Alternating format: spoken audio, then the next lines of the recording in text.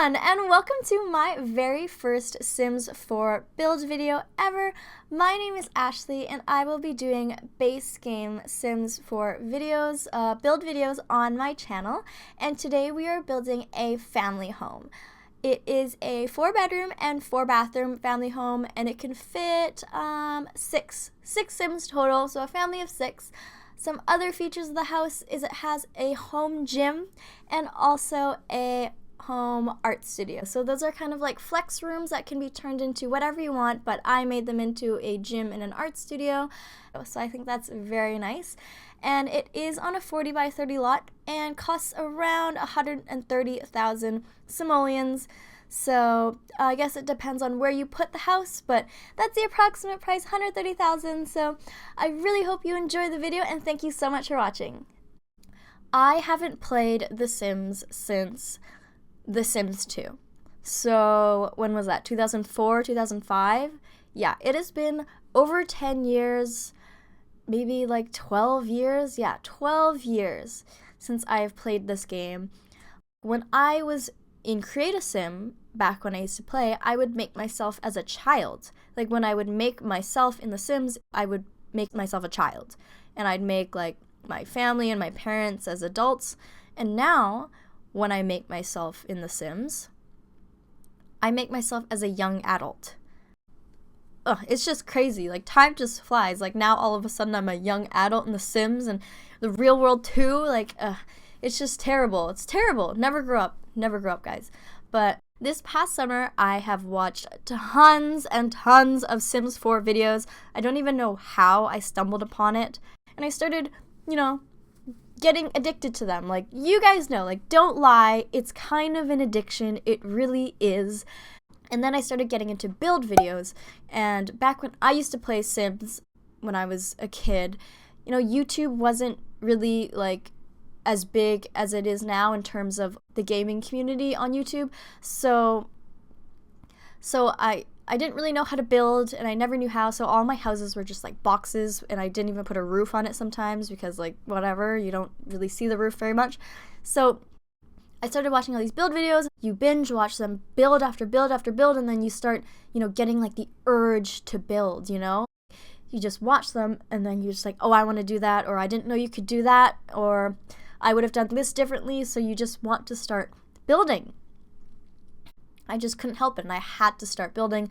So I bought the game, and I just started building, and I decided to record my builds.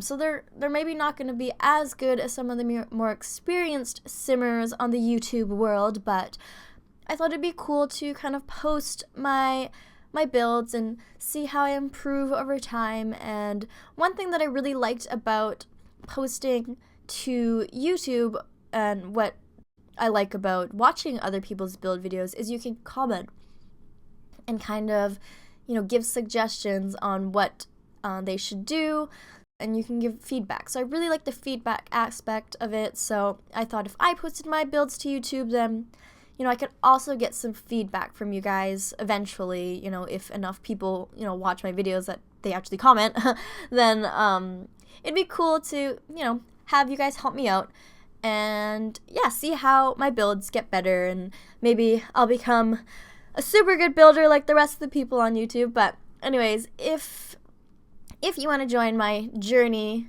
why don't you subscribe? I think that'd be really fun. Then you can tell me everything I'm doing wrong or doing right. But yeah, I'm pretty much going to be posting everything.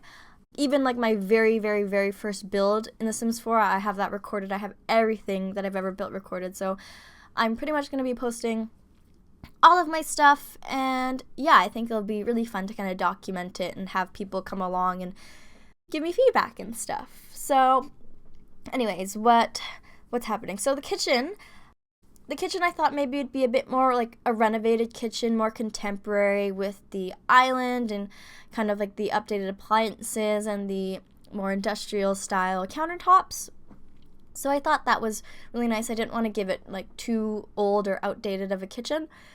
And I made it into a kind of like an open concept dining room. So it's still kind of like a private dining room because there is that wall that closes it off, and it is a little bit more formal with the decor, but it still has that open concept contemporary feel. because it leads into the kitchen like that. And the family room really is just your typical family room. You know, it's not a living room, it is a family room, so it's kind of like all mishmashed furniture, not like your really formal, sleek living room where the furniture is a bit more expensive and a bit more sleek. So it is like a room that, you know, the kids will hang out in, and they invite their friends over and they hang out in there, so it's a bit more, you know, casual. Not everything matches necessarily, and it is also like a skill building room, so I have a lot of, you know, your library in there, or your bookcase, I mean, and your desk, and then some chess, and, you know, just thought it'd be a nice family room where they can, you know, eat snacks and hang out and stuff like that. So it's not like a super formal, super nice living room. It's definitely a family room, because this is definitely a family house. Now for the art studio and gym.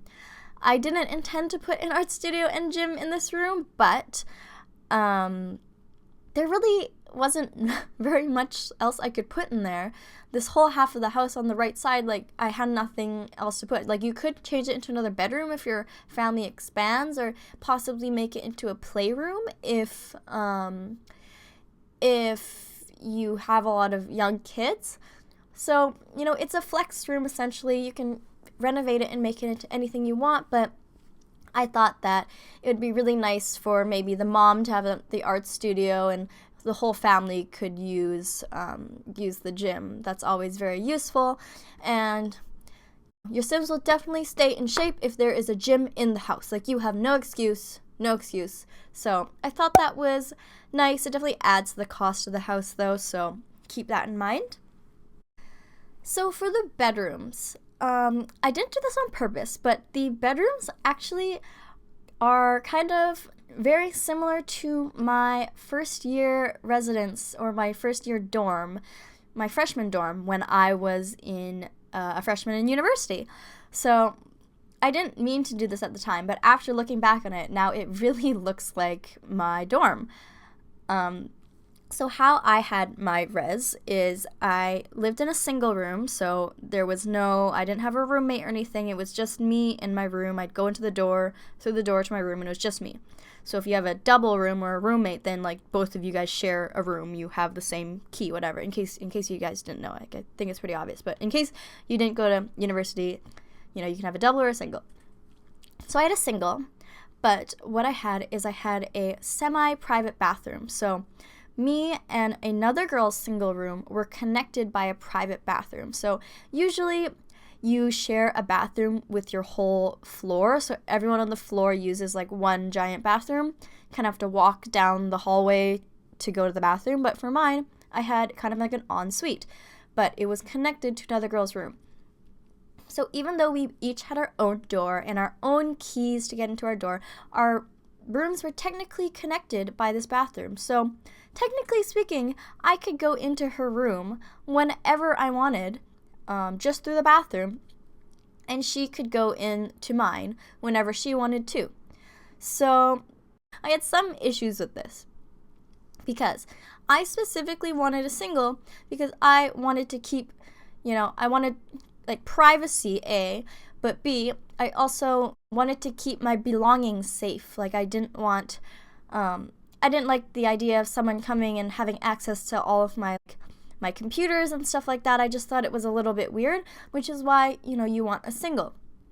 So, leading up to university, I knew I was getting this beautiful res because I got like the newest dorm, because that's why they had semi-private bathrooms. Like, that was a new thing. They had just built it.